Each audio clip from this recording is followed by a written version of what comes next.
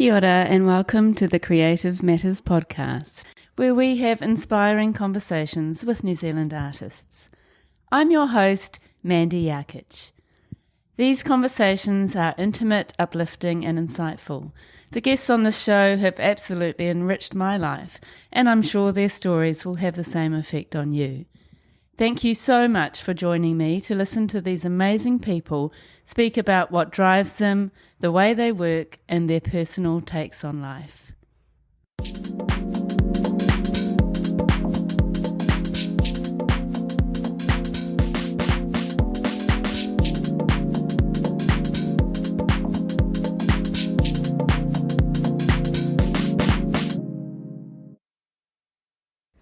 Sean Beldon is a South African-born Auckland-based artist, best known for his large New Zealand landscape paintings. His style is mostly painterly with a modernist feel. For more than a decade, Sean has been photographing and painting landscapes from the far north to the deep south of Aotearoa, New Zealand. He finds his inspiration on road trips throughout the country and only paints places he has been. Even though his compositions will be quite abstract at times, the scene always originate with what he sees through the camera's viewfinder, his primary canvas, and every painting has a story to tell. Sean is a wonderful storyteller. In this episode, he talks from the heart about his ancestry and how that connects to his current work, the story behind his use of and connection to clay oxen, and how he incorporates them into his art practice. He describes his painting style and how he doesn't think of himself as an abstract artist, despite his work being quite abstract. He speaks of his appreciation of colour, how he makes his own colours, his incredible attention to tonal qualities, and how he sees colour almost as a form of communication. I really enjoyed this very long chat. It's probably our world record, and I'm sure you'll enjoy it too. Hi, Sean. Hello, Mandy. How are you? Good, thank you. It's very nice to meet you. It's very nice to see you too. And we did meet last year at Aotearoa Gallery, I think, when I think it was a group show, wasn't it? Yeah, no, it was a solo. It was my show called In Between. Oh, was it? Tissanen, yes. Ah, that's right, yeah. And it was mid-November, late November last year. I must have been stalking you. You did, and you caught me after having maybe 2 or 3 sherries. And you said to me, you got to come and do this podcast. I said, no way. And somehow I'm here today. So, yeah. The power of persuasion. Yes. Yes. Yeah. Well, I'm really happy that you did agree finally. And because I really do love your work. I feel so drawn to it. Thank you. And I really am excited to hear all about your practice. Okay. So let's get into it. You, by the sounds of it, come from South Africa. Yes. I know you can't hear it in my accent. That's gone. Those days are gone. But, every now and again, people think I'm from there. I can definitely hear it. Oh, you can hear it? Yeah. Okay. Yeah. I'm always joking, of course. I am Afrikaans, so my accent is probably a little stronger in English. But I'm originally from, I was born in Cape Town, and we immigrated to New Zealand in 2007. Ah, right. So how old were you then? 33 or something. Okay. Yeah. We immigrated with my family. We did spend, my wife and myself lived in the UK for 5 years as well. Then went back to South Africa for 4 years or so. And then immigrated to New Zealand. And then you had your 2 daughters here? No. One was born in London in 2001 while we were still living there. And the other one was born in Cape Town. Oh, right. In 2004, yes. Oh. So they were actually, the first couple of years of their lives, except for Milo, who was in the UK, they were actually living in Cape Town. And little Afrikaans girls when they got here. And now I'm proud to say they're young Kiwi women, or Afro-Kiwis maybe. Yeah. But yeah, they definitely are from here now, spending most of their lives here. And obviously the schooling and varsity and so on. And do you feel like you're semi-New Zealander? Yes, like I said, I'm an Afro-Kiwi. But there's a duality in you. I guess I have realized that where you're from is something that sometimes is so strong inside of you that even if you try and deny it, it will come out at some stage. And I think in the last couple of years, when I've come back to painting, it has definitely come to the fore again, big time. And yeah, just but that to me is a plus. It's not a minus. Yeah. It does mean that you miss certain things about a place or a past. But like I said, you've got to live where you are now and be where you are now. Because those other things will always be with you anyway. It just enriches the moment, I think. So, yeah. And you spoke Afrikaans, did you, as a child? I am still Afrikaans. I grew up Afrikaans, yes, or bilingual, as the case with most South Africans. So my wife is Afrikaans as well, so that is our home language. Still speak to my children in Afrikaans, but they don't answer back in Afrikaans. They stopped doing that, but they definitely understand it. They can read it, they can write it. But yeah, it is. And funny enough, I know that it's once again not for all people, but my language does make it's the language of my heart. So it does actually. It's a very big part of my identity. And just every time I open my mouth, I'm reminded of it in a way. So, yeah, that's really special, isn't it? It is. It's just a second language. So it's not. There's some guys in the world that can speak 7-8 languages, which is great. But I think if you, because of the difference in different way of thinking in Afrikaans than there is in English, that makes it quite exciting. I'm going to bring that back to painting and what I do now. It's weird how even looking at the landscape, you translate it in different ways in your head with a language, which sounds funny, I guess, but the words for different things and the words for different atmospheric things, the words for different parts of the landscape is so emotive sometimes in your own language that you have to kind of work with that duality. Otherwise, and that's what I started doing with most of my exhibitions now are what I call bilingual, and that just means that they each painting has a title in Afrikaans and English. That's so interesting, and it is something that I've noticed when I lived in Spain and I was speaking sort of pidgin Spanish and learning Spanish and not doing that well with it. But when you wanted to say thank you, like really thank you, you couldn't. I found it was difficult to be super sort of genuine and really feel that emotion saying it in Spanish. I felt like I wanted to say it in my own language to really mean it. Yes, I completely agree, and I think the meaningfulness is important. Well, it is important to me that you have to mean what you say, and that's one of the reasons why. I mean, a lot of people go, "Why do you still speak to your children in Afrikaans?" It's because I came to know them as Afrikaans. To speak to them in English all the time is almost like speaking to a stranger, and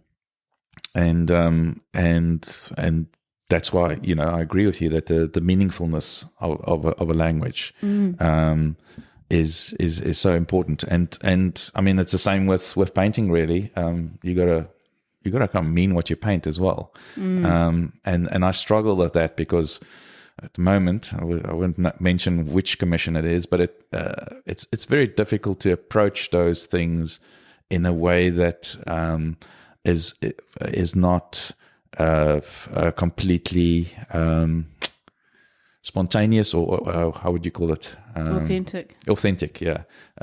Or just it has to come from inside. If I'm just purely painting because somebody said, "Hey, can you do a painting of Rangitoto?" and I really want one for my for my blue couch, you just die a little inside, whereas you do it on another day in a different way, and like I said, it comes from inside, and it's a total different painting, and you can see it straight away. And it's just like you said now. When you say thank you in your own language, it's more sincere. Yeah. So it's really interesting, and it's so interesting how the language actually kind of connects to the thinking behind the painting.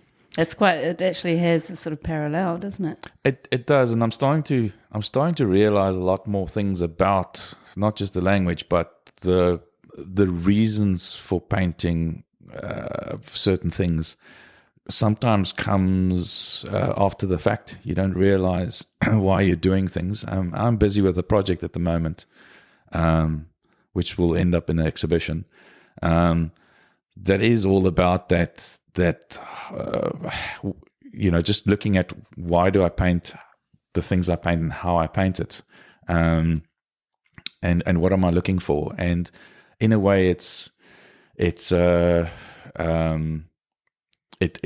goes right back to your youth. When I grew up, a little bit of tumultuous youth or childhood, to say the least, and there was a little bit of trauma in there as well. We had a very nomadic existence, and just lived everywhere in South Africa, and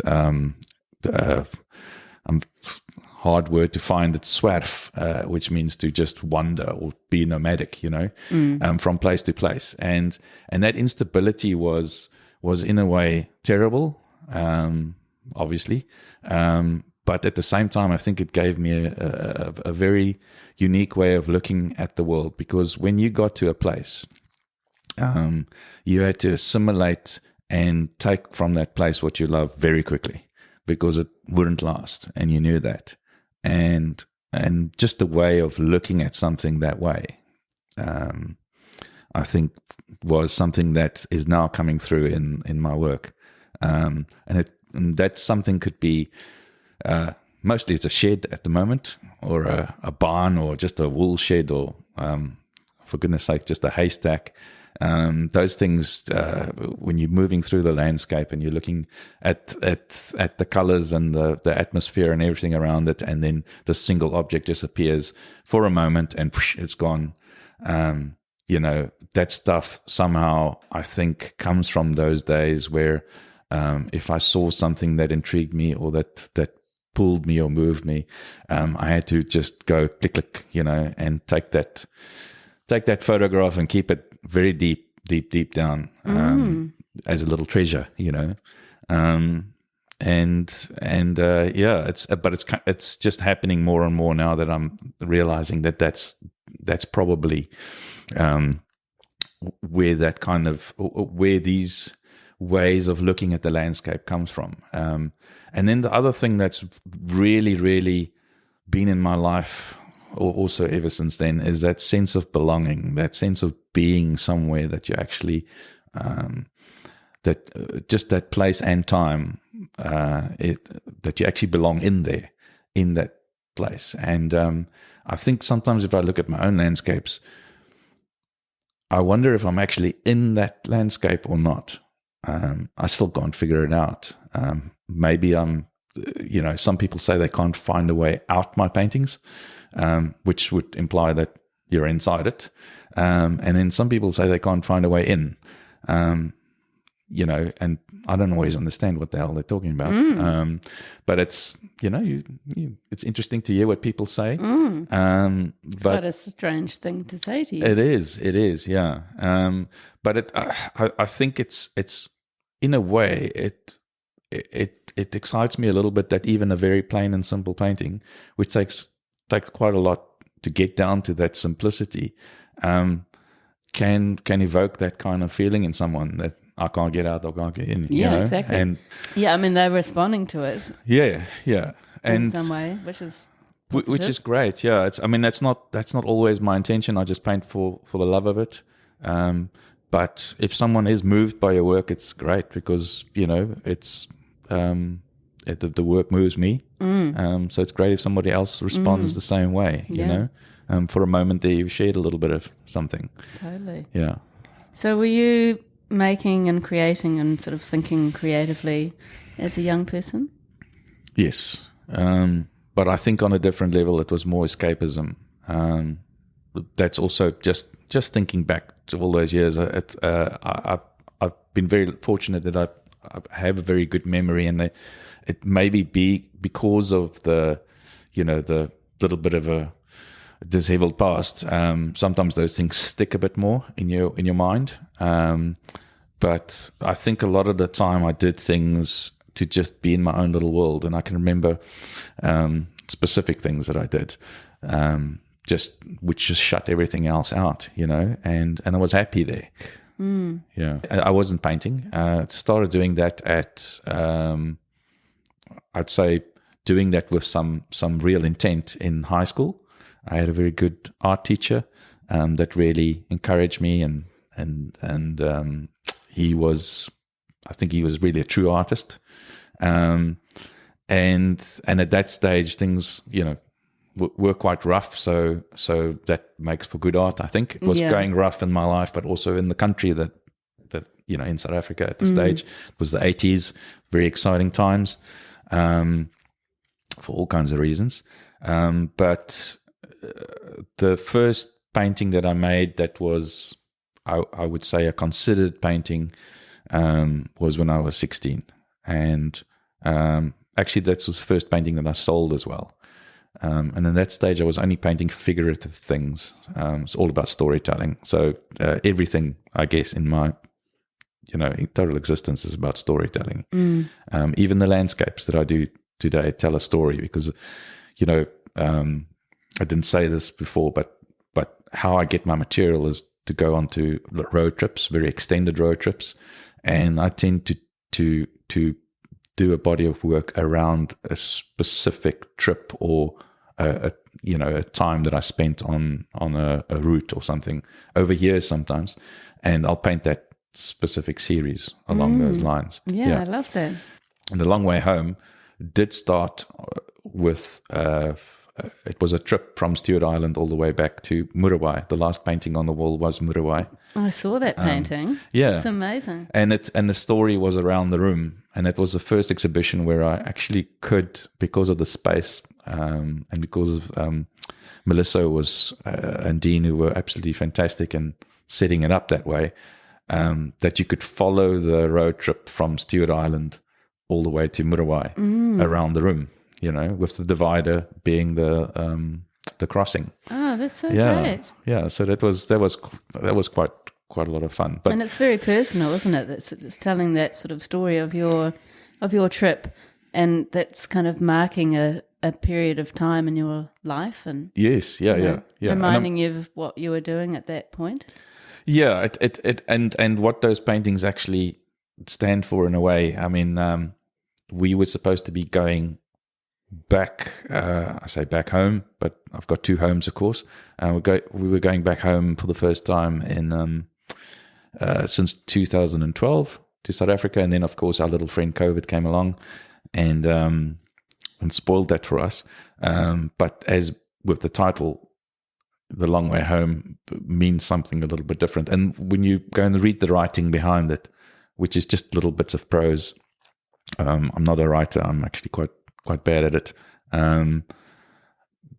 You can actually understand what that means, the long way home, and metaphorically, and not just in the road itself. And we did eventually go back home this year, beginning of the year, and which just led to a whole bunch of new things that's coming up. And yeah, so new inspiration for your work. Yes, yeah, ongoing inspiration. I mean, I had the ideas for in my head for a while, but with my next exhibition, I'll be incorporating some South African scenes as well. Wow. And that specifically is about that whole idea of time and place. And I'm bringing installation work. I do a bit of installation as well, bringing that into the exhibition too. So we will talk a little bit more about your practice and process a bit later, but if we can just go back to when you left high school, were you thinking that you wanted to do something creative at that point? No. When I school at that time was very much geared to like I think most places in the world would have been, in the Western world anyway, would have been geared towards a certain career, and you had to choose your subjects according to that and all that. So I took Latin and classics and history and all that kind of stuff, and I was going to become a lawyer in my mind, which is very different from the LA law. It's Roman Dutch law there, so there's no juries, there's a big judge, and but it always intrigued me, and I think it was a lot of with the political background in South Africa as well. The whole sense of justice and injustice and all those things that really got to me, and seeing what was going around me pushed me that way. But at the same time, I was still creating. I was doing art as well, and I was doing art history and all these things. So once again, I had this duality going. And right in my final year of school, my art teacher, the one I referred to earlier, said to me, "You're stupid to go and do law. Just you're supposed to paint. You're supposed to be an artist." Wow. And I think people looked down at that kind of thing at that stage, and the artists were all, especially the politically influenced ones, were really tough life at that stage, and everything was about change and revolution and aggression and stuff like that. And a lot of that came through with my own work, the figurative stuff. And because you're young, and you're liberal, and you're all kinds of ideas in your head. But nonetheless, I took his advice, and at that stage, my mother and father separated or divorced when I was 2 years old. But I did catch up with. Sorry, I'm jumping here, but there's a bit of context. I did reconnect with him briefly.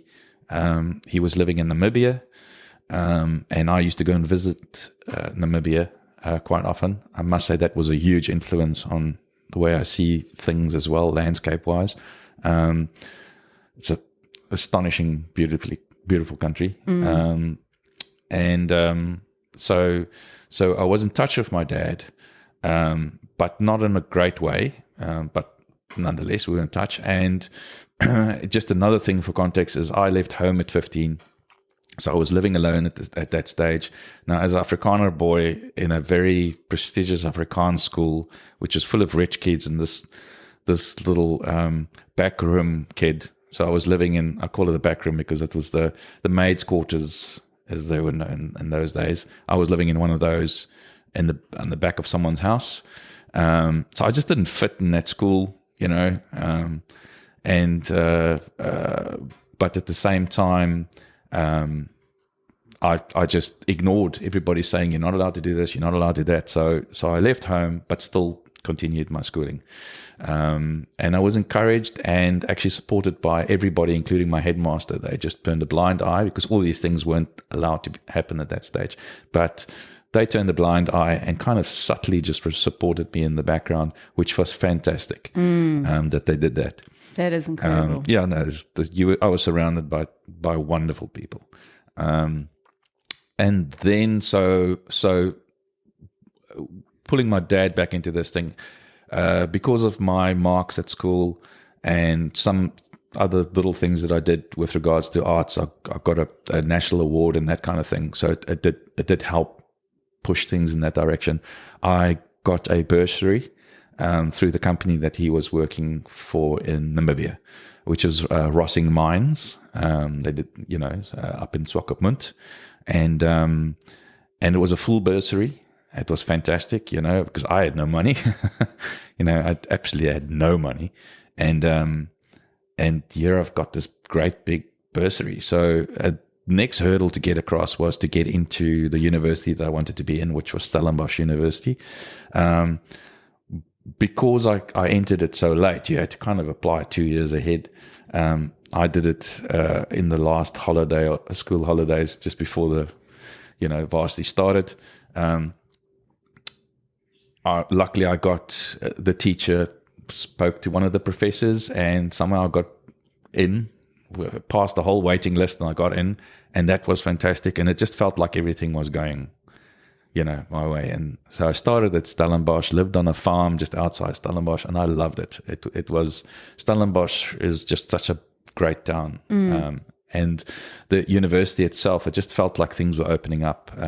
Some of the professors and so on that I had there were just, the one, Herr Stoiber, was this guy that studied under Wassily Kandinsky, so I was just inspired. Wow. And so you were studying fine art? Fine art and design, yeah. And everything went swimmingly well until, of course, that was 1991.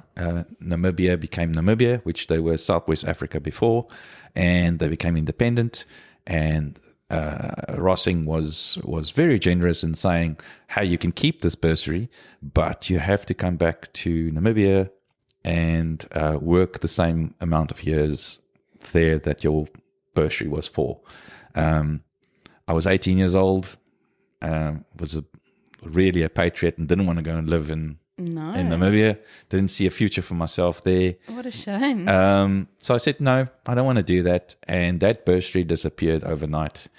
Wow. And that was the beginning of a very, very difficult time because university is so expensive. So I lasted another, this was my first year, and I lasted another, half a semester. And then I just ran out of money. Oh, and I had to leave. Yeah, it was quite crap, actually. It's quite awful that they did that. And they didn't tell you at the beginning that there was a sort of a caveat. No, that because they weren't independent yet. There was no caveat. Right. Yeah, the caveat came after the fact. Oh. So it's one of those things. Lost the bursary and couldn't pay, and at that stage I had also met my now wife, Nelleke, and she went through this whole thing as well with me. And I remember she was studying radiography, and I was walking through this through the rain with my big portfolio bag, the day I had to leave university, over this bridge, and I felt so lost. And at the same at that time I was I had so little money that she would actually sneak little bits of her lunch from what they got at where they were studying. She would sneak that out, so when we got to visit at night, they had this lounge where the boyfriends can come and visit. She would give me her sandwiches from the afternoon. Luckily today I get a lot of sandwiches, so I'm good. But yeah, so that wasn't a great time, but I must say I didn't give up. I immediately got a job with like doing data capturing at a big organization called the Old Mutual, and I just gathered some cash, and then I went and enrolled myself into the Cape Technikon, which is now the Cape University of Technology, and I started the next year. So I did design this time, but with fine art as all my second majors, printmaking and that kind of thing. And ironically, best thing that could have ever happened to me. Losing that bursary was probably a lifesaver. Albeit that it was tough years, no money, and I really had to work hard to put myself through the studies, and just survive generally. But I had a ball all the way through, and art just opened up for me with the lecturers that I had at the Tech, especially in printmaking and photography. So that was the how I got into the studying. What an interesting story. Yeah, and so I graduated in 1995, and actually then went into graphic design more than the art side. But I did have my first solo exhibition in 1994, which was a great year for South Africa. It was our emancipation, and in a way, it was my emancipation as well. So I had a neighborhood called Woodstock, which was quite a observatory, which was quite a creative neighborhood. I had my first exhibition there in a restaurant. And nobody was doing that at that stage. So I kind of saw this gap. I can't get into galleries, and I don't really want to. And I wanted, I got this relationship going with these restaurant guys. Bought my coffee there in the mornings, and I said, hey, how about me having an exhibition there? And they loved the idea. And then I couldn't frame my work either, and it was mostly printmaking and a little bit of painting in that stage that I could exhibit. And was it landscapes, or were you still figuratively? Figurative, no landscapes at all, or not landscapes. In the landscapes would be the backdrop of something, but it would all be imaginative landscapes, not from somewhere. So the first exhibition was called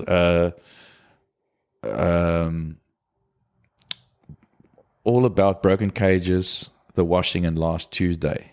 And how that came about is I couldn't frame things. So what I did is I actually put wires across, if you can imagine, across the roof, the ceiling, and hung the prints like washing from the washing line. Love it. Which the idea came from that district itself was actually just next to District 6.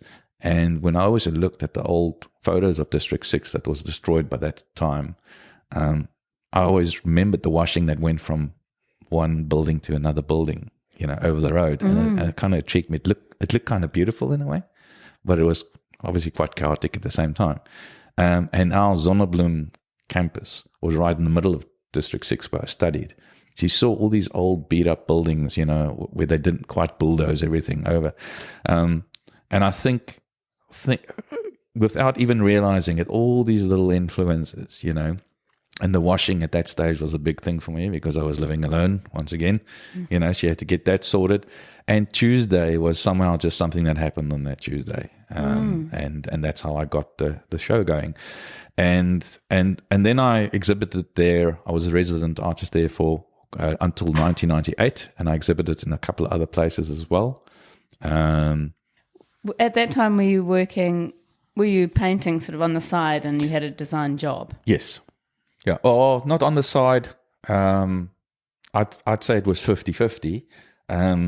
But when you're 20s, in your early 20s, it seems like a day is 72 hours long, right? You can do anything and everything all day long. It just never ends. So into the late nights and the design job itself wasn't really it wasn't that taxing, but generally it was a very great creative time. And then we actually, my wife and myself, we got married in 1996, and we actually left for the UK in 1998, and that's where I put the brushes down, and didn't actually paint again until 2011. Wow, that's a big break. Yes, it was a big break. Yeah. I did briefly paint one painting. It's a triptych in South Africa when I returned from England in 2003, and I just loved this painting. It felt like I was coming alive. And then someone made a comment about the painting,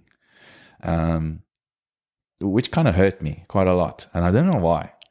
And I just stopped. And so that was that one painting in that whole entire time. Oh, and that's really and that sad. person didn't mean it. Their comment really just took the identity of the painting away. They said it in a very innocent way. I don't think they realized just what they had said had such a big influence. Yes, and such an impact on your life. It's when I say to you, I mean what I say and I mean what I paint. I actually mean it. And to me, that was like, wow, is this what you saw? And that person was an important person in my life, and still is. But yeah, that was but I wouldn't say that was necessarily a negative thing once again, because that made me focus. I told you earlier of my happy little triangle of anxiety, ambition, and distraction, and that saved me a little bit from the distraction, in that I really got quite ambitious with the design work that I was doing. Just having returned from the UK, got a lot of experience under my belt, and was really working with very big projects independently, completely, and loving it. And also, like I said to you earlier, mainly focusing on branding. So all that storytelling, all that coming up with ideas and concepts and ideation of things, and then 2011 came along. Maybe late 2010.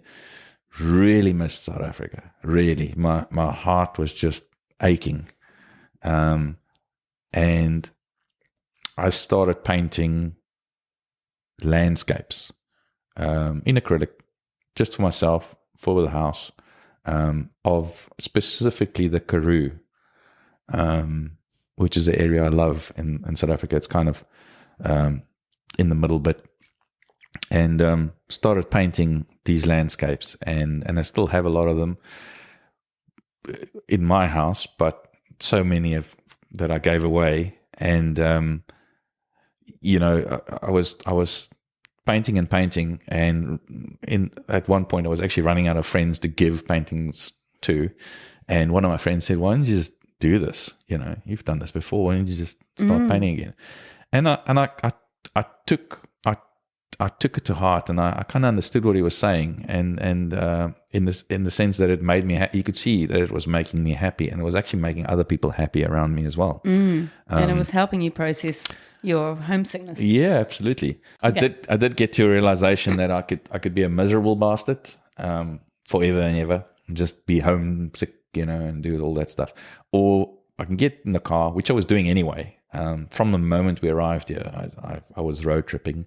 But then I love photography, so I've always taken photos of just so many photos.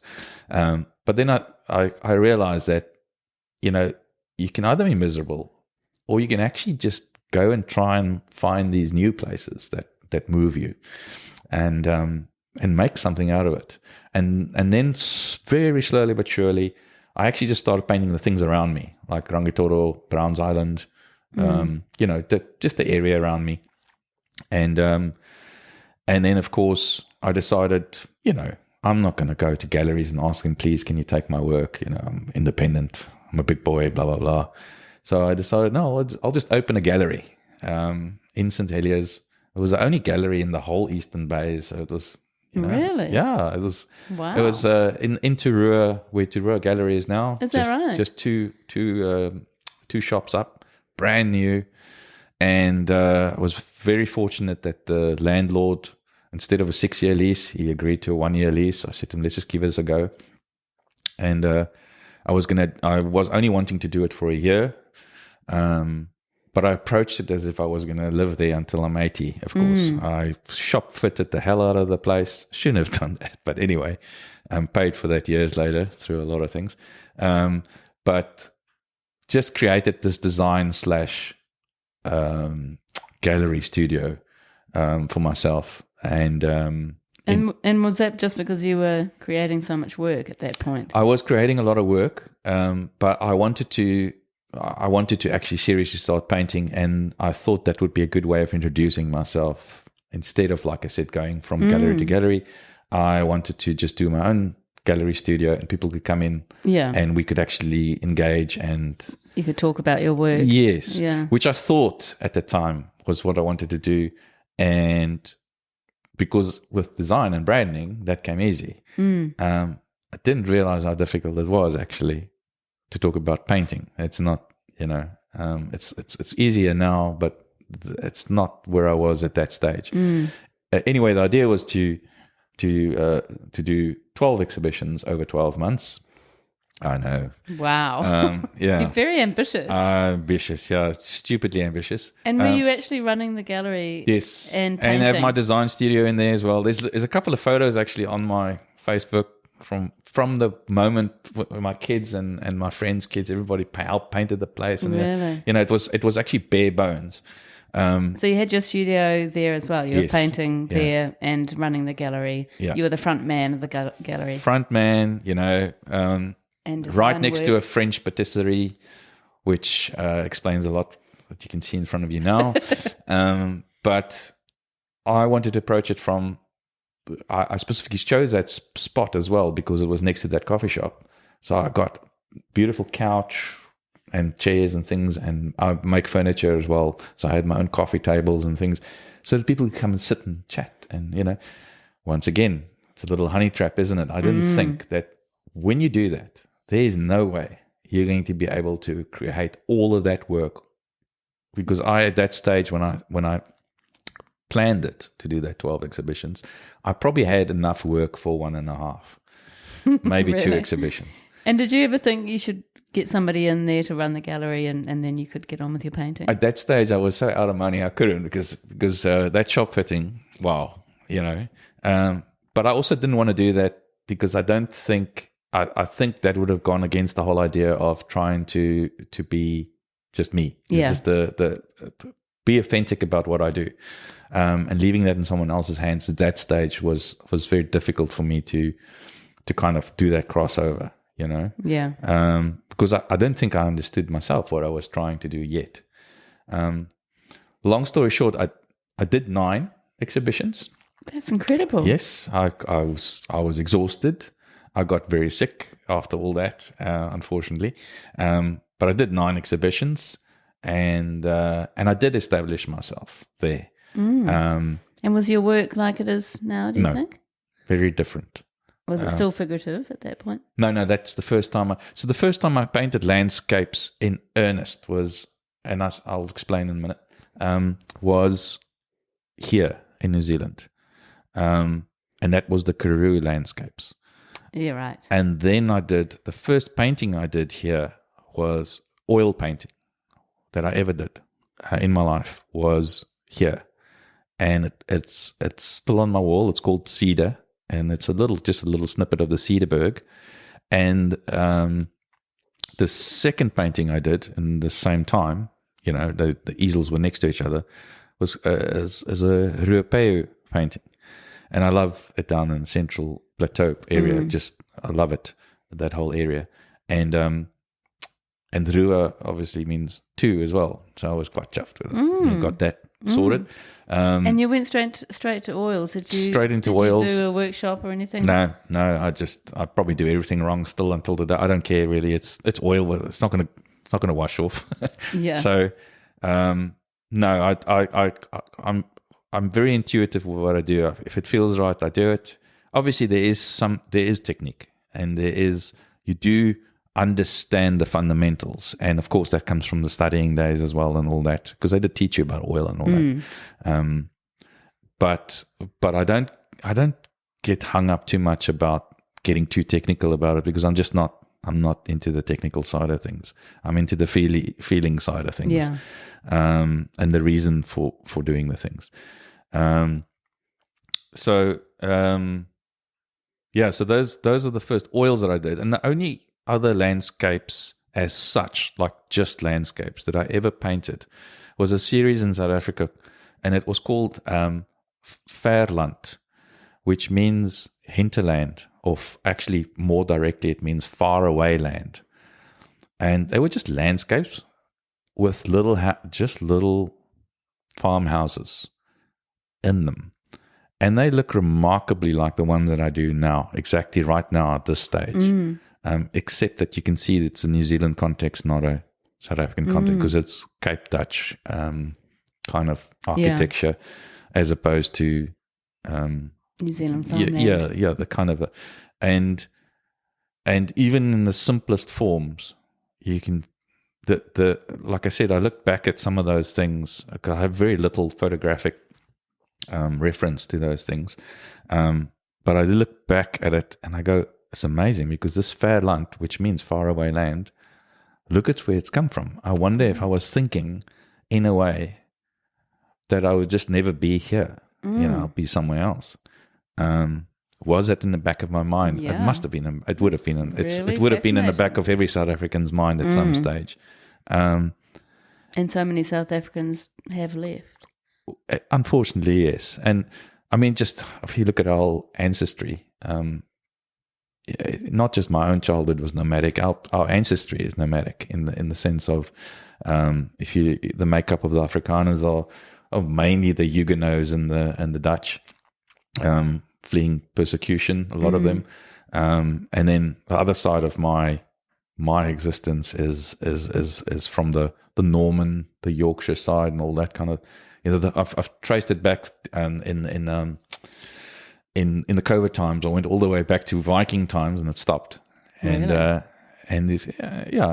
if I look at the way I consume wine and roast boar, You can see the connection. I can see the connection. When I went back into this this ancestry thing, which is also closely related to what I'm actually working on project-wise at the moment, I'm drawing a line. I'm thinking about myself standing here as the last Beldon, in my line anyway. If you look at it from the patriarchal point of view, holding this little string all the way, through history, but also over continents, to this very probably quite surprised Viking standing somewhere in Denmark or Normandy, holding onto the string as well, thinking, "What the hell?" But I love that. It's 1,000 years of continuous history. That's right. That intrigued me quite a lot, and I think where I've been very lucky with that specific project, other than the fact that I'm probably a bit more like I was very excited when I thought, I'm a Viking, but I'm probably more the Obelix kind of Viking than those big strapping Norsemen that you get up in Sweden. But I'm okay with it. They seem to have more of a jolly time, the Obelix and Asterix kind of guys. But when I was doing this, so I didn't paint anything in COVID time, the lockdowns. I hated it. It really it affected me quite a lot. And I'm jumping again, but these lockdowns is everything that goes against, and I think it's for most people. Once again, I'm not special in this way, but the feeling that somebody is taking away your liberty, when you can see why they're doing it at first, you kind of agree and you do your bit and you do your duty, and then when you see they're just messing with you, there's a big thing that starts building inside of you. And a lot of people were painting and I'm feeling great and I'm having such a wonderful time, and it's I always paint anyway, so I don't need somebody to lock me down to get me painting. It did the exact opposite. And what I did actually do in that time was get lost in two things, and it was making hundreds of little clay oxen. I had made clay oxen before that, started doing them, but I made a lot in that time. I wondered where that had come from. Yes, there is a history behind that, but I made a lot of them. And they're little wire sculptures with clay. They started off with wire and clay over them, and then but I've done ceramic ones, I've done non-fired clay ones, and the next exhibition, like I said, that's coming up, will have quite a lot of them in it as well in the installation. And that is when I did this research, and I did paid research, and I did the whole DNA thing and all that. So I didn't just kind of start dabbling in, in books and things. I actually went straight to the source, if that makes sense, and traced quite far back till just before 1000 AD. Now you could probably say after a certain time that's all just. It's maybe. But what I did find was very interesting for me, and was that for 24 generations, my family, or the people that were the Beldons, the proper name is actually a Norse name called Beldon, and there's a town called Beldon, and there's that's where they settled. And for 24 generations, they lived there, my specific line. Wow. And but because they were poor, they were peasants. And they didn't really move around, because as you didn't do that, and then before you wanted to move, you died anyway, or whatever. It was those times. And then they moved. I found the link that moved to South Africa, and within 4 generations, they completely disintegrated, completely and utterly disintegrated. And that, like I said to you, holding that string, just the fact that I'm alive today. It's not a miracle. It's you're alive, and you can trace yourself back to that Viking dude just because of the lineage. All the others that came before you maybe died, or they never got born, or whatever. You're standing here because of that guy, and that to me is amazing. That history or a sense of place can be carried across continents and time. Up until where I'm standing here today, and I'm thinking about a guy that probably never thought of me. And that's where I'm now working with this idea of don't remember to forget me. And this is the new project, the new exhibition that I'm working on, and that's looking at landscapes, the clay oxen, all those kind of things. Not just what they represent when you're visually looking at them, but what did they represent when I was originally looking at that space through the camera, because that's where all my paintings start, is in the viewfinder of the camera. I actually even crop them there, mostly, the compositions. Don't remember to forget me.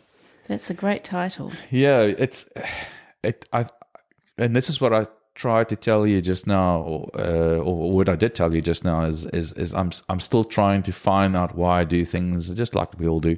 That life stage now at the moment where you're just being a little bit more attentive to why the meaning of life, you know, definitely. all that kind of things. And don't remember to forget me. To me, is a way of saying to someone, please forget me, and then begging them not to. Once again, that duality in it. It's like oh, it's okay, forget me, but at the same time, you're almost saying, please don't forget me. Yeah.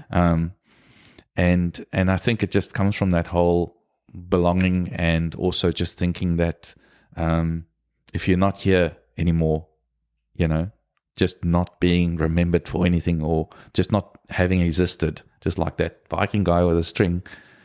I just can't. I can't at the moment think of that as a reality. Just like that, you just wiped. Yeah. And that ties into our whole, when we emigrated, which was very, very hard to do. And coming to a land where you know nobody. Yeah, and also just before you could even put a footstep into this country, you had already wiped every footstep you ever had in your other country, just like that, And when you got on the plane, you were just gone. You were just, So those things are just mulling in my head all the time. And then the clay oxen. So I'll jump again. Clay oxen, simply, there's a history with the clay oxen in southern Africa, with many of the tribes. The Xhosa, the Zulu, the Sotho. Everybody has a little tradition of making clay oxen. Maybe the Zulu kids would be sitting on the hill, and they'd be herding or looking after the herd, and there'd be clay. And they'd make little clay oxen because that's what they saw. And with the Afrikaner kids, way back when, with the Great Trek and with the ox wagons and all that, they'd be walking for days and, camping and all that. And so they'd make clay oxen either out of clay or bones, or, there's a whole story behind it. And if you look at all the histories, once again, that whole connection thing, you look at Spanish history, Greek history, Northern African history, bulls and oxen feature a lot in any of these great cultures, across time. a long time. We're talking 3, 4, 5, whatever, thousands of years. And yet it's such a little simple thing. And when I was growing up as a kid, we did for a brief period live in the Eastern Cape, which is a very Xhosa kind of area, and we lived on the outskirts of town, and there was a river, and we played there a lot, and we did make these little oxen, and you just dried them. The clay was quite red, and you just dry them bake them in the sun, and you didn't really play with them. You just made them. The playing was actually the making, not the end result. And so that's where the oxen come from. But to me, they represent that innocence, that childhood, but at the same time, that homage to your ancestry, or the shared ancestry of people, and making the connection to your homeland. Yes. Absolutely. You tip your hat to your homeland in a way with every little ox that you make. You know? Which is really nice. Yeah. So when were you actually, it was before COVID times that you started making those? Yes. The first ones I did was for installation that I did, quite a large one, which is now no more. It was made out of organic material that's now gone back to where it's come from. Yeah. But yeah, I started doing. I started making the oxen probably around 2016, 17. And did you see it part of your art practice? Yes. It's my symbol as well. You'll see it's my logo. Yeah, I love your logo, which does obviously connect with your design history. But the Sean Beldon with the oxen next to it, and that sort of clay color. Yeah, which is really effective. Yeah. It's. I mean, once again, it comes. I want to mean what I make. And the oxen was also the last gift I got from a guy's name I didn't know in South Africa. A couple of days before we left, I used to go and do. I told you that I did the pavilion, the South African pavilion thing, and the company we were working with was called Kagiso, and they were in Cape Town. Also, design company, or more on the interior design and that kind of thing. And so I was working there and went to their offices, and there was a guy that always washed the cars outside, and a lovely guy. And this specific center had was also a foundry for blacksmiths and goldsmiths and potters and all that kind of stuff. And so it was a very creative kind of space. And so I would park the car there, and then if you know a little bit about South Africa, you know that this informal work for these guys, they don't have other work. So washing the cars that's all they can do, and that's how they make the money to feed them and the families. So you'd actually be a bit of a arsehole not to have your car washed, but we would struck up a conversation, even just a kind of a quick one, as you stop, hey, how you going, what's that, and then when you leave again. And then I told him that I was leaving, and he was a little bit upset in a way. Don't think it was because I didn't have the biggest car, so it wasn't that, But I think he was truly kind of upset that someone's just leaving, And also, I have to say, he was Zimbabwean, so he had to leave his country for a lot of reasons at that stage, at that time, and I think in a way he was. I mean, it's hard because we didn't have that relationship. But if you think about it in a way, and also what he gave me, it was a way of him feeling what I was feeling. In a way, he understood what he had just gone through. I'm just going to do now. Yeah. And that empathy was actually visible. He was sad. He could feel it. And then what he did was he made the clay oxen for me. but I didn't know this. That was the last visit I had there, and he knew that I was going to leave the next couple of days. And what he'd done is he had made a clay oxen and had it fired in one of the potter's studios.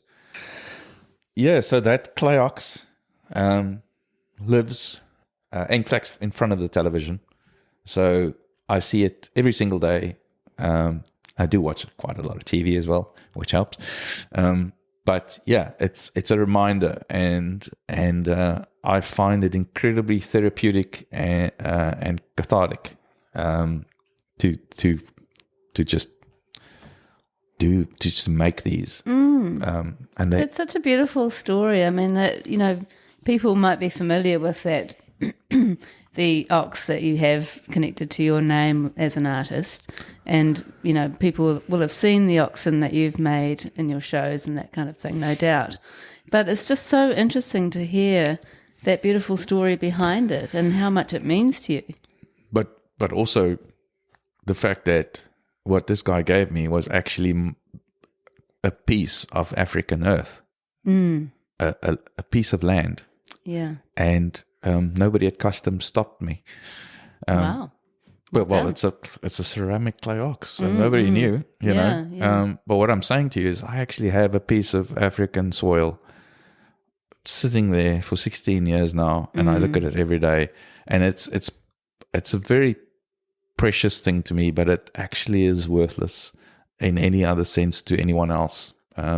Monetary wise, or it's not all about that, but it's amazing. It's one of those when your house is on fire, once I've got the clay ox up in the road safely and so on, I'll go back and get the kids and then the cat and so on. But no, probably do it the other way around. Yeah. But it's I'm blowing it up a bit, but it's a very special thing, and it did take a while, but it led me to.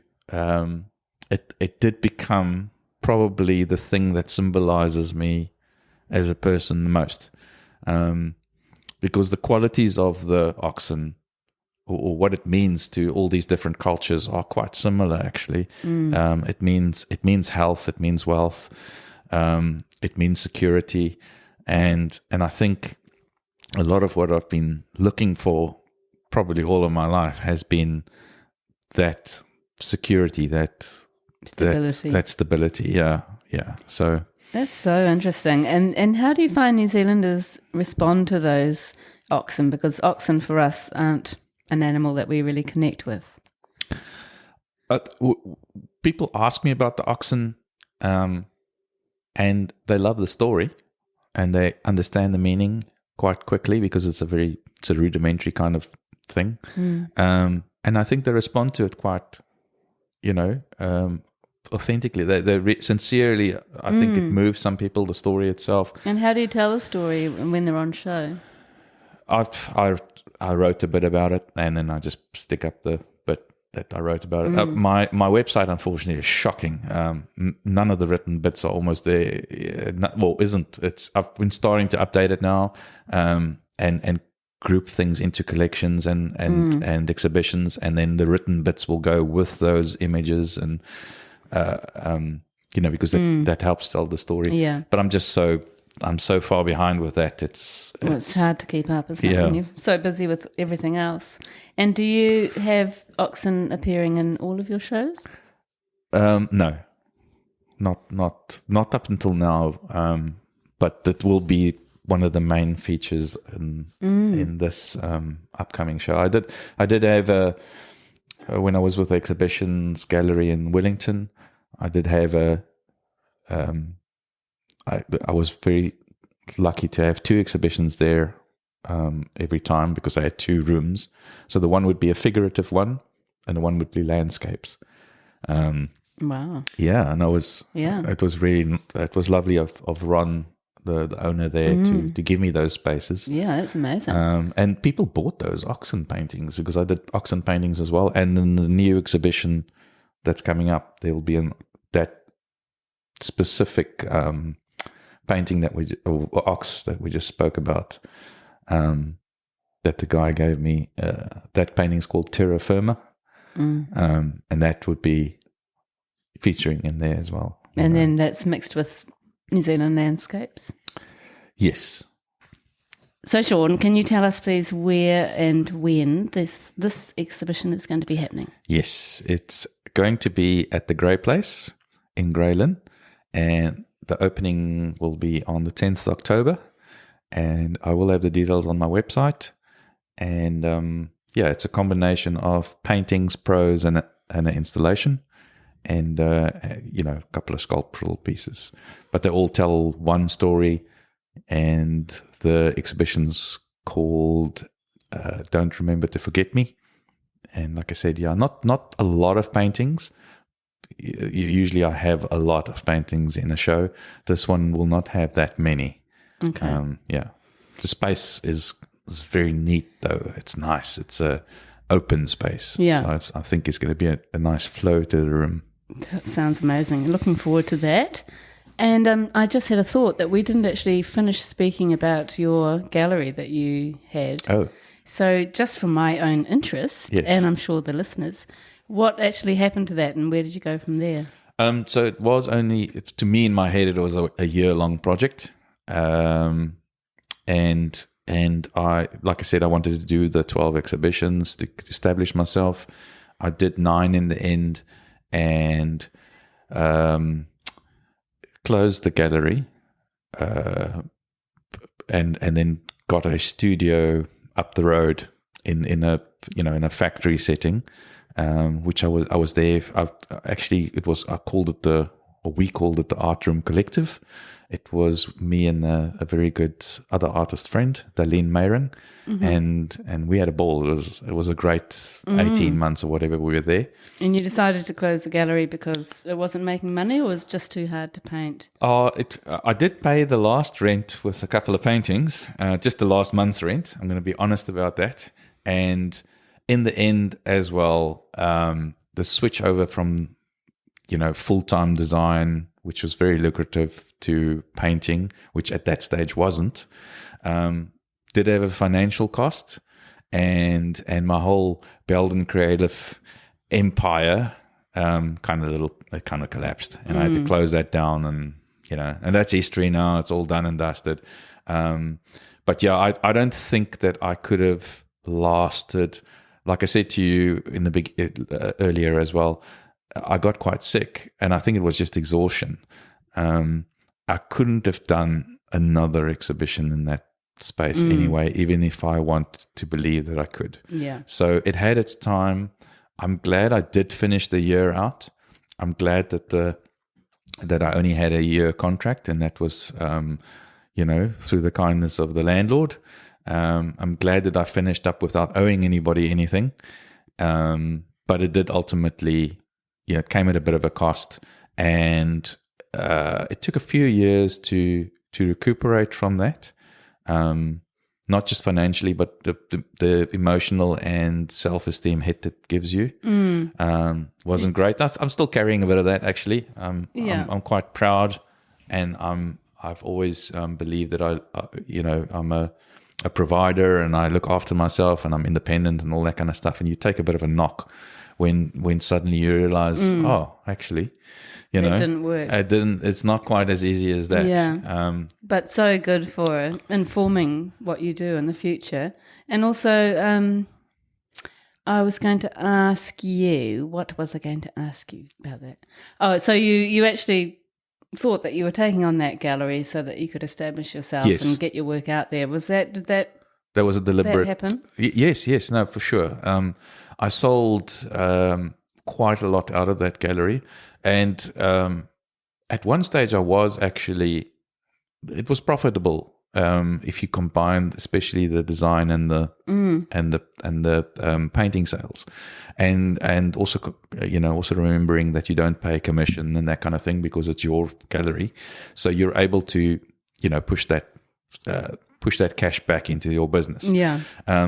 But I think the fact that the 3 months that I was given to set up the place, which is free in usually with any business, the fact that I didn't understand that because I'm not built that way business wise, And the fact that I took 3.5 months to do the shop fit, it just showed you how absolutely naive I was. And the shop fit was expensive as well. Even though I did, most of it myself, and then had the help of my good friend Simon, doing most of the building and stuff as well.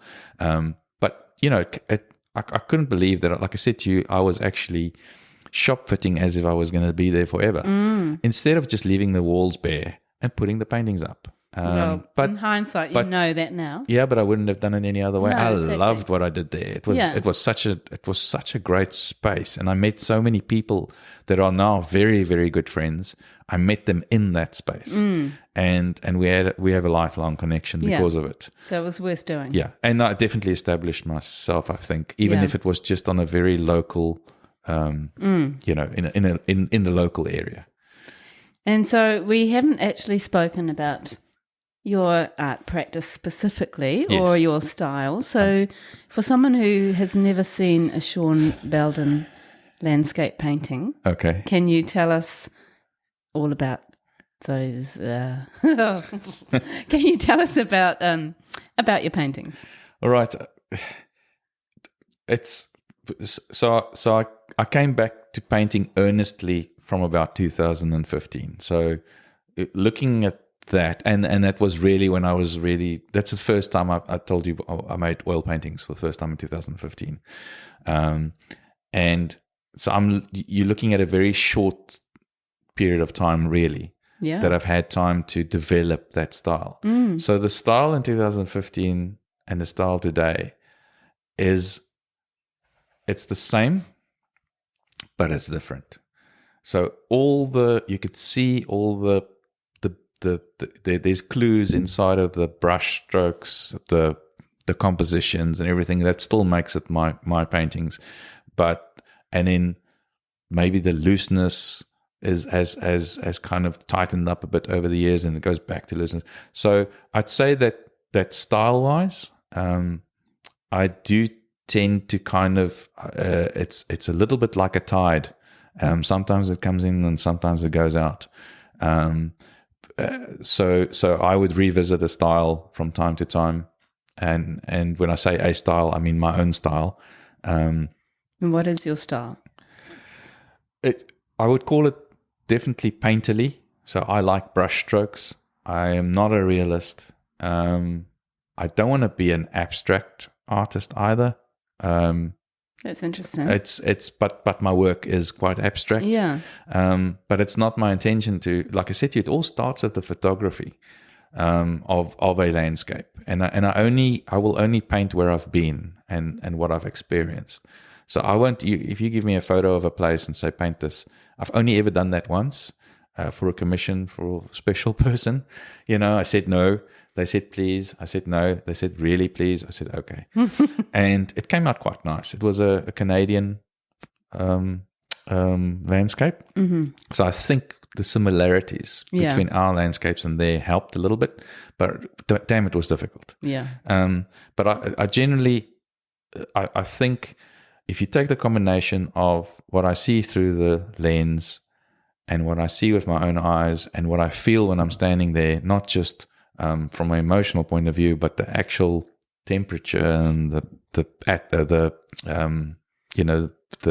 wetness of the air. Atmosphere. Yeah, you mean if it rains, that wet stuff that falls from the sky, everything. Yeah, if it's misty, if it's I love a bit of drama. I think you could probably say that most of my paintings that I've made since 2015 is definitely a little bit dramatic. I'm definitely a drama queen when it comes to that. Mm-hmm.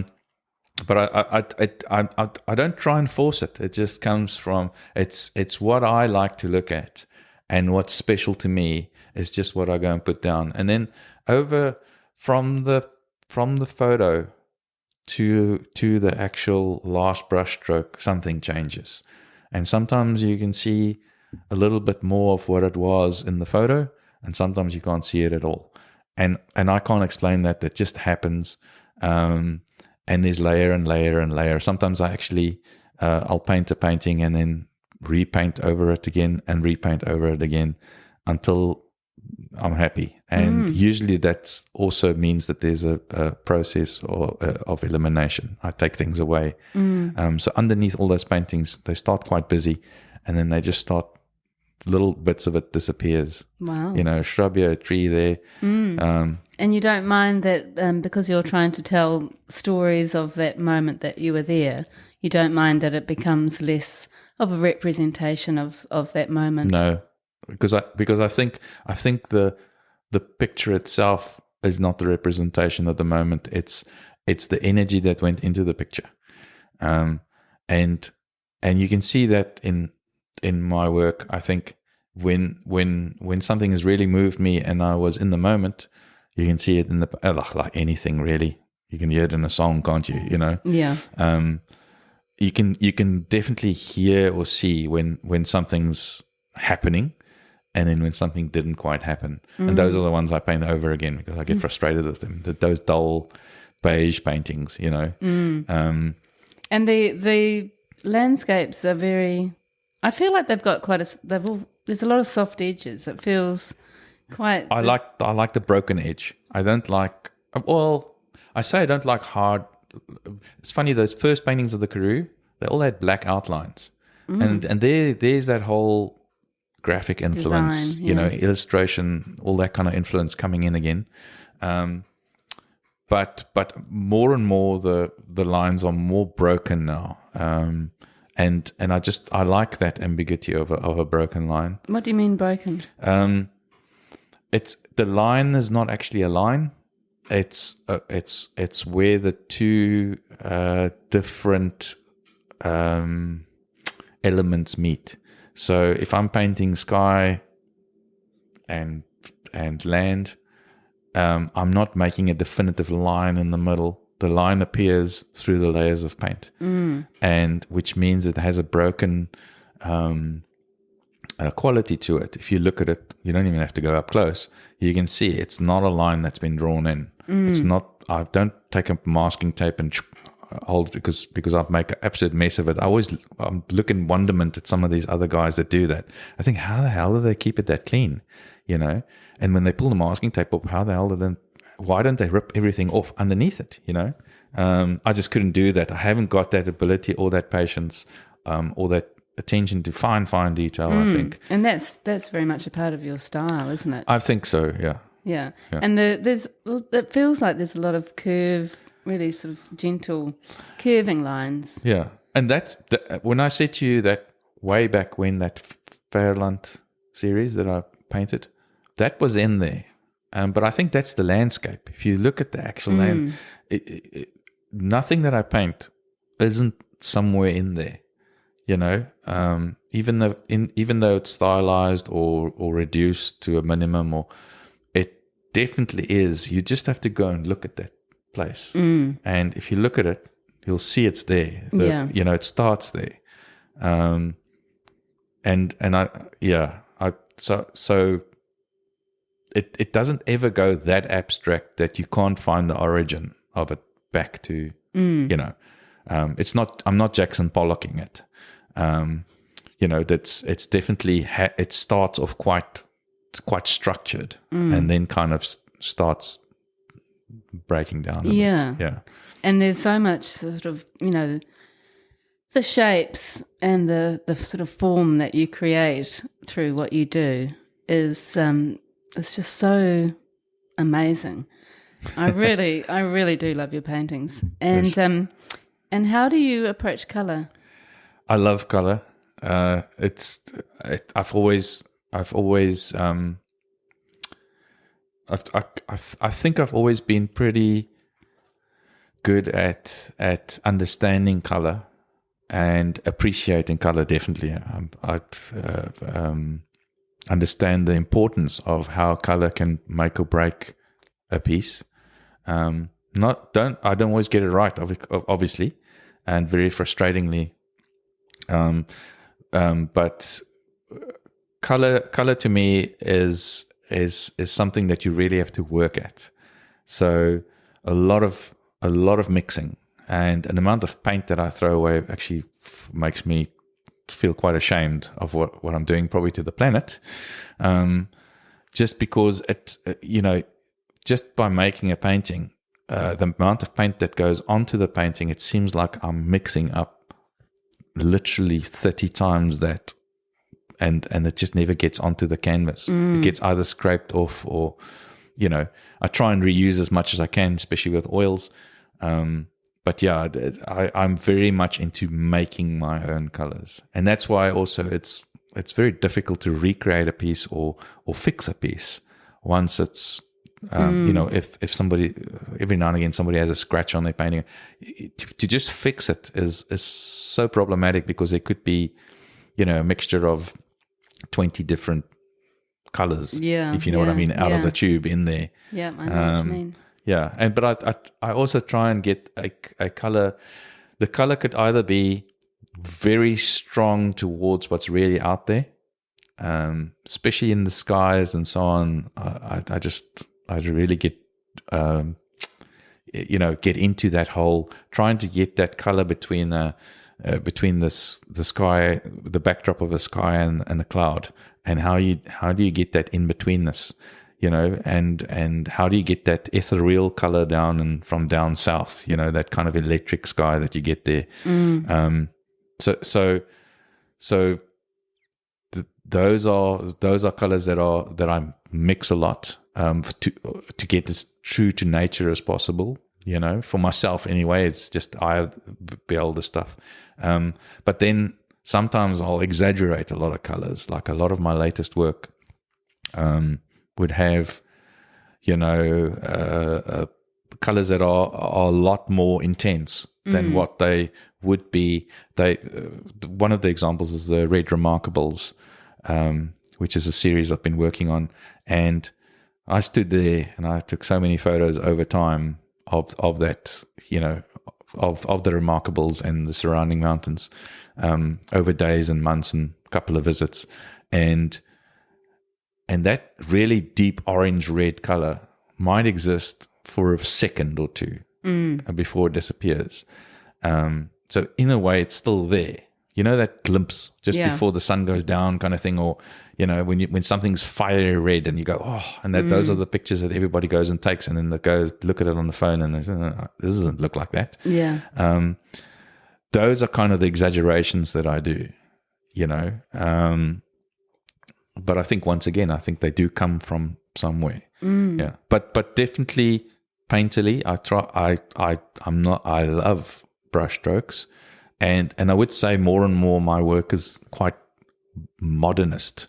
It is structured. It is quite bold, but I think soft in ways as well. But it's most of the paintings that I am doing at the moment are actually quite strong and dominating, in the sense that sometimes they can't even hang in a space without, if there's something next to it, painting falls flat in a way, because it has to have that space. Yeah, and even if it's a small piece, wouldn't be any good in my lounge. You got a lovely lounge. But yeah, so that's how I approach color. Yeah, but That's I really just interesting. colors are just And it's some of your paintings are very. It's almost like there's just 100 different versions or different tones of one color almost. Well, and that's why I say I tend to mix and mix and mix and mix, and I work them because they just they sing together. It's like I said to you just now, I can't really write, but it's almost like those little the words are kind of, or the story is hidden in those little brush strokes, and then the tones of color. That's how you communicate. That's my. And if somebody can see that, fantastic. If they can't see it, hopefully they'll just enjoy what they're looking at anyway. Otherwise, move on. Yeah. And sometimes it almost becomes slightly geometric with maybe quite a sort of stark rectangle or something like that. So it sort of pops in, so it becomes slightly less landscapey. Yes. which I love as well. It's quite a nice contrast. But if you go and photograph those, especially there's a whole series of paintings called Safe Passage that I did around the Doubtful Sound and Milford Sound and so. If you actually go and crop areas in the photos, or when you're taking your photos, and you go and crop because in your mind you're looking at a painting, right? Those shapes appear. And yes, I do exaggerate those shapes a lot as well. And I think maybe there's a little bit of graphic influence again, and I'm even a little bit of architectural influence. I'm a big fan of that kind of thing as well. But yeah, it's actually in the landscape once again. If you go and look at it, you'll see it there. It is there. But if you're looking at the whole landscape, you might not find that little bit. And that's finding that. Yeah. It's trying to find that little essence of that, the meaning of that place, or that's the sense of that place. You know what I mean? Yeah, I do. And you often have horizons, but not necessarily. Horizons are always there in some form. Yeah, especially those in between horizons. It's like. The nothingness, and that's why I said to you, I'm still thinking about why do I do that? What draws me to that other side of the horizon? What is the other side? It's kind of weird, and I do those in between paintings. And when I say in between, I mean that little bit of strip of sky in between the cloud and the sea, or the cloud and the land, and that little bit is the bit that's almost the most important. It's almost like a sort of peep into the future, or possibly a peep into the past, or another place, in another realm. Well, yeah, that's getting a bit extreme. No, I'm probably not that kind of. I'm not thinking quite that, but in a way, I probably am, in the sense of that what we spoke about, the historical context of things, which just seems to feature in my life anyway. It is probably looking, the guy with the string. It's always there. The guy with the string is always holding on to it the same way as I am. He might just not be aware of it, but then at the other hand, he's probably pulling my string. I don't know. This is the kind of exciting thing about looking at the things. Tension. Yeah, I like that analogy of the string. It really you can kind of just visualize the generations all kind of holding on together. Yeah. And being connected. Just connected through this little string that runs through time and place, as if it's one thing. And I think it is, in a way, it is one thing to me anyway, because we here for this much, little bit,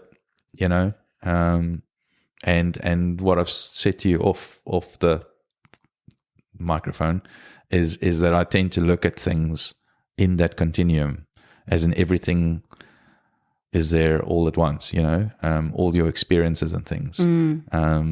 And you kind of guide your way through the day, looking and walking and experiencing things through that lens. Yeah.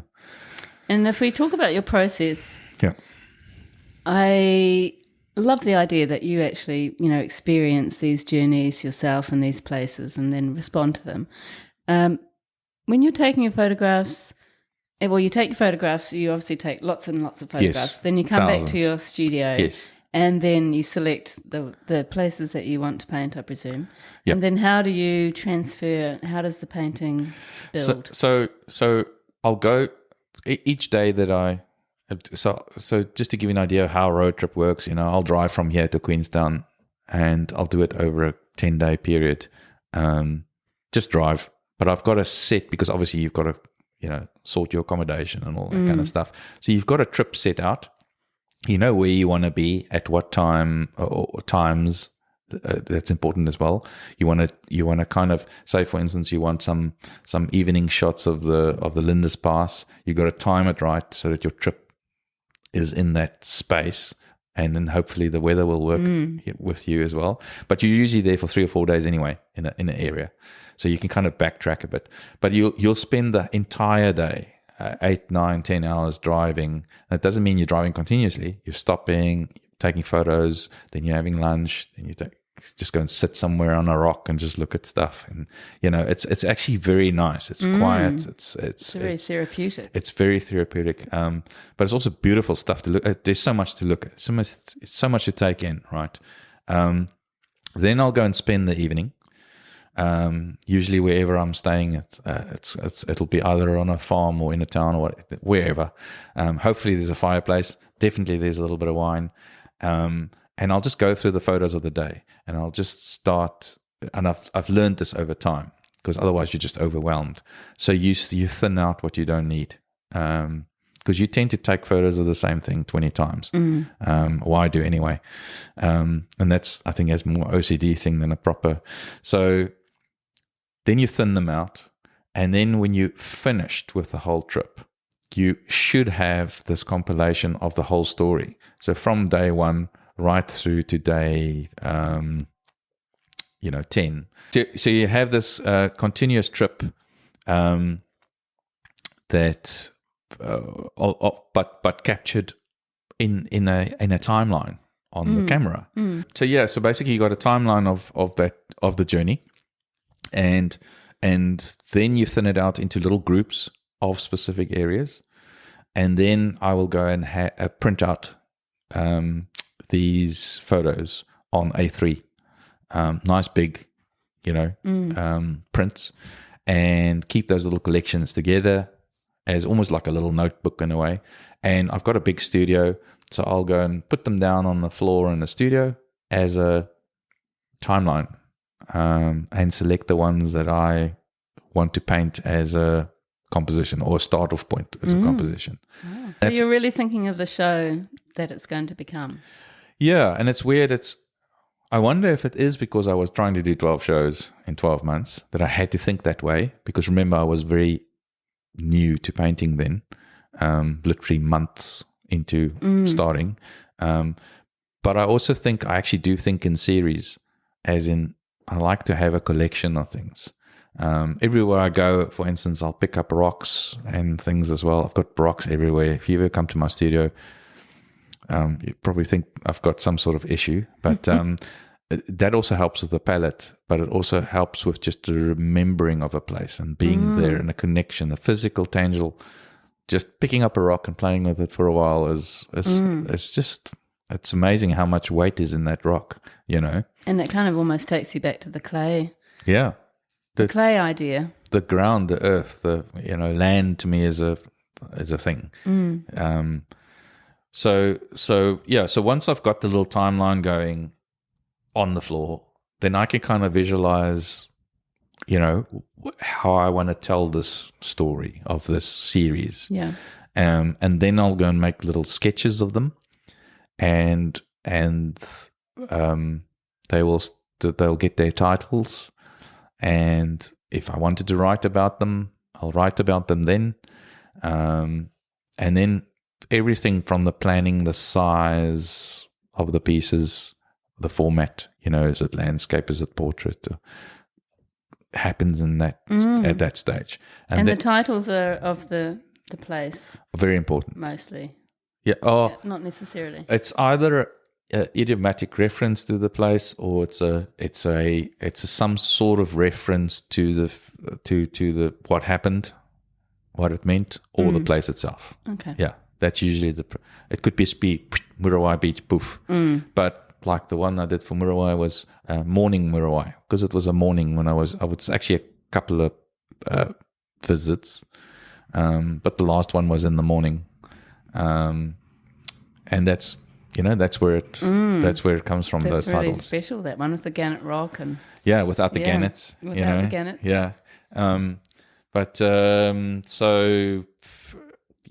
So then I'll prep my canvases,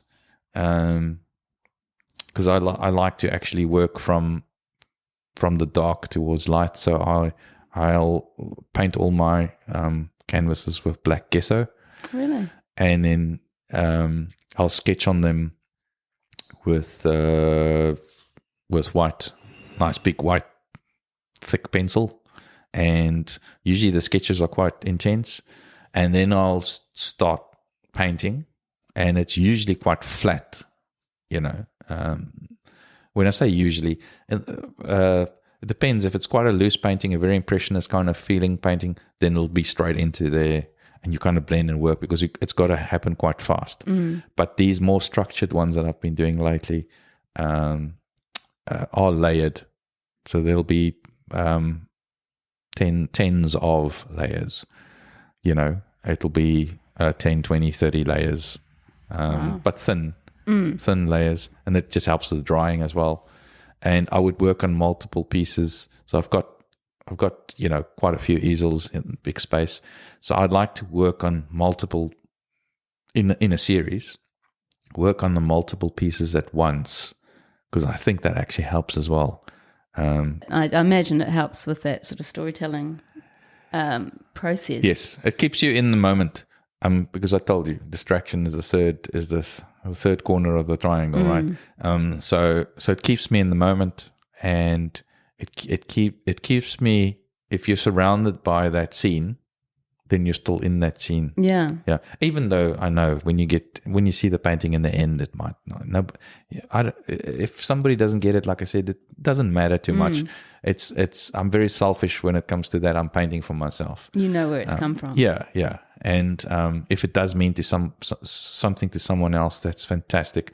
But that's not where I start. And I think in a way that helps me, and it's a good thing, because that means I've put something real into it, and maybe that's why some people connect quite strongly with my work, is because I'm not trying to influence them in any way. I'm just putting it out there, and they're just picking it up. You know, it's not even it's like just a and so that's how I approach it. That's so interesting.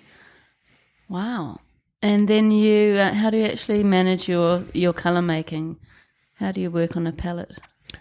So I squeeze out every single tube that I got, not completely, obviously. I wonder if I got a photo of it. So I use paper palette, you know, the tear off. Yeah. And I usually use one warm / neutral, one cold.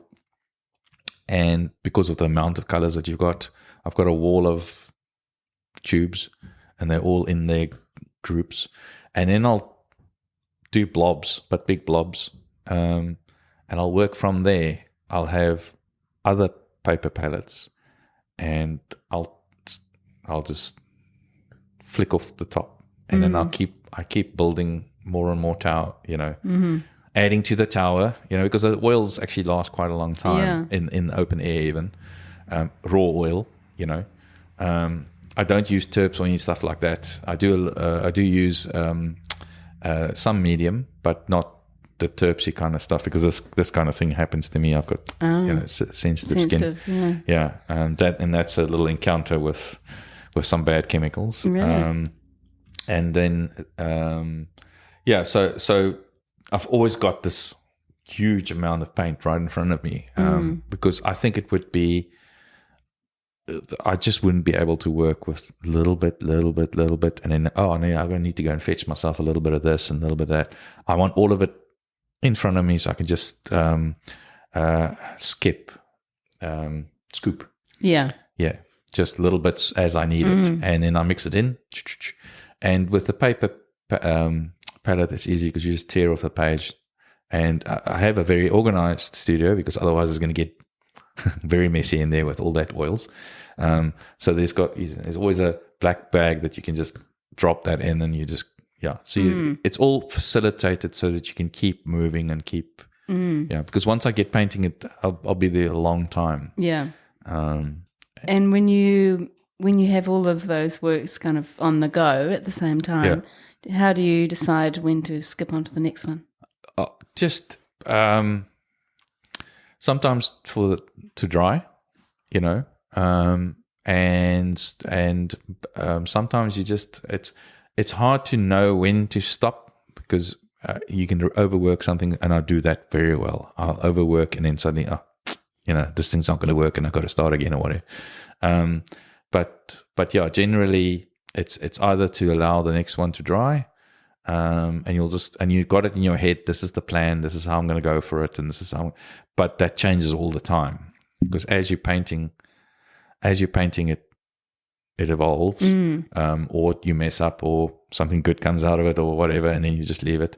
But yeah, generally it's in between. You'll do at least 4 or 5 pieces at once, usually the same subject matter, and usually the same size. When I say size, I just mean is it the square? Is it funny enough, hopping suddenly from a like a very long painting to a square one could sometimes be a little bit weird. I can imagine. Just in your way of looking at it. Yeah. Yeah. Well, that's so interesting. And you're spending like all day. It's a full-time job, obviously. Yes, I do still do design work. I thought I could let go of it, but I've got lovely clients, and we've just had this relationship all the time. So, it's hard to let go. So I do overextend myself still, and I burn out every 6 months. But I do paint a lot. Yes, I'm quite prolific. And I sometimes wish that I maybe should do less, but with more the way I want it.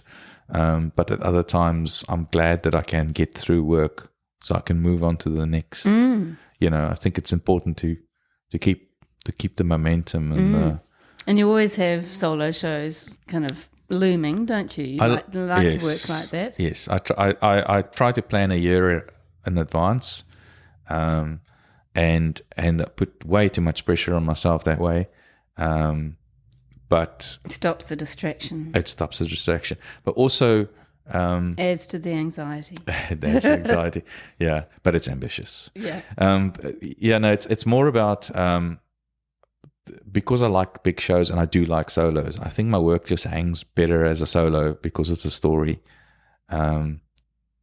Because that's the distraction part is also comes through in your work, in the sense that if you hang your work in a room full of other work, I don't think my work stands out well within a group of paintings.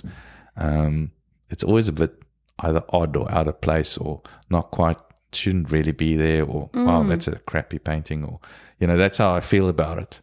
And it's hard for me to do these group shows sometimes, but I do them, and I do enjoy meeting the other artists. So there's a plus side to that. But the solos are where I think I am happiest. That's where you can tell your story. Yeah. And that's why I made my own studio gallery, because I wanted to be in control of how I do that. It's really good to talk about that kind of thing, because that's something a bit different, and it's great to acknowledge that that's actually where you want to be. That is where that's why I think my work shows the best as well. Because it's all in context, and also generally the people who really want to come and see it look at it. Yeah, that's right. And you are with Aotearoa Gallery. I'm with Aotearoa Gallery in St Heliers, just up the road from your old gallery, which is ironic. Yes, it's 2 shops up. Yeah, it's amazing. But they weren't there at the same time, obviously. And Aotearoa Gallery, once again, 2 people that understand business a lot more than I did. Melissa and Dean, obviously the owners, and they've just made a great success of that place from the start. And they know what they're doing. They know how to make a gallery. Oh, they're amazing. Yeah. Yeah, and I think, who was the last person? I can't actually think off the top of my head who the last guest was who's also with Aotearoa Gallery, but I have interviewed quite a lot of people from there, which is nice. Yeah. And they're such a young gallery, and they've already got such a good stock of artists. Good stable of artists and a good following, good audience. Yeah, they're amazing. Yeah. And Dean does amazing artwork. He does. Also, and he's got a similar background to you. Yes, yeah. Yeah, no, absolutely. And I basically really want to buy more of his work. But it's. I love it. Yeah, I've got to probably become more famous before I do that. I'm trying to convince him to come on the podcast. Oh, good luck with that. Yeah. He's even shyer than me. So 1 hour, 50 minutes in, Sean. Wow. Let's get to the questions. All right. So what would you say to your younger artistic self? I'd probably say that don't stop painting in 2003, and look after your eyes better. Essentially, that's two definite things. Other than that, I think I've tried to stay true to what I believed back then, and that is make what you mean, say what you mean, and be what you are. Yeah. And who are your favourite artists, and do they influence your work at all? Yes, I think so. There are some influences. There's so many over the years, obviously, because you get influenced at different times of your life with different artists. But I'd say a couple of standouts. One of my very favorites is the darling of the world, Vincent van Gogh. I just, right from the beginning, I just loved his story, and the tragedy was just almost beautiful of who he was, but you could see it in his work. From the first time I saw the Potato Eaters right through, it was just beautiful work. But not in a classical sense, but in a just in that, like I said, that emotionality of the work. I could really feel it. And then another artist that I really, really enjoy is Picasso. I like him for his ambition and for his ruthless prolificness. Really enjoy his work as well, not all of it, but just astonished at how talented he was, and how he just, we all know obviously some of the baddie guy stuff he did, but just being this amazing artist. And then another standout for me would be, I'd say, Edward Hopper. Love his work, and I think definitely influences, especially my current stuff. And I wouldn't say it would be that I'm looking for that influence, but I can see it there. Yeah. Because what you look at is going to influence you. So yes, and a lot of other artists as well. A couple of South African ones that are really special to me. There's Pierneef, who was an iconic artist in South Africa. His landscapes are just, to me, it's very graphic, but it's very moving. It just talks to me. And there's an Africana about it, it's like the Kiwiana for the Kiwis. I feel that same drawn to his works just because of what the subject is, never mind the color and the structure and all that. And then there's modern guys like Willem Pretorius, who might, nobody would probably know who he is, but he, like I said to you earlier, he paints empty municipal derelict swimming pools with such passion that it's almost like you're looking at a Botticelli, and you think to yourself, how the heck has he done this with a dustbin in the corner? Wow. It just, you just think, how did he do this? It's just so beautiful, and then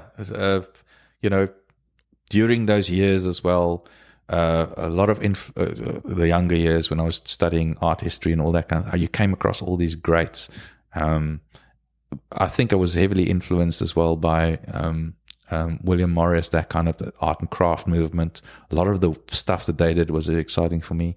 And then architects, like I'm absolutely in love with Antoni Gaudi's work, and I actually think even his architecture is visible in my painting, in a way.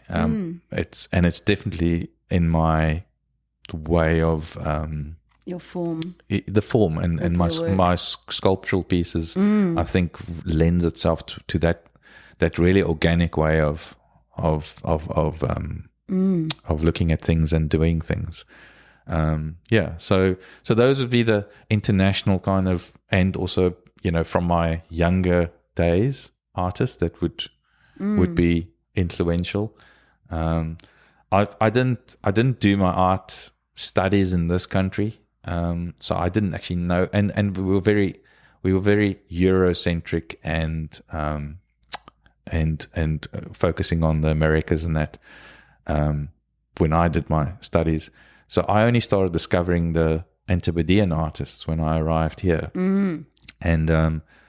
and love a lot of the work that I see. And one of the standouts is definitely Rita Angus, her use of color, and she's a bit Van Goghish, and then a couple of contemporaries. You've got Josh Lancaster.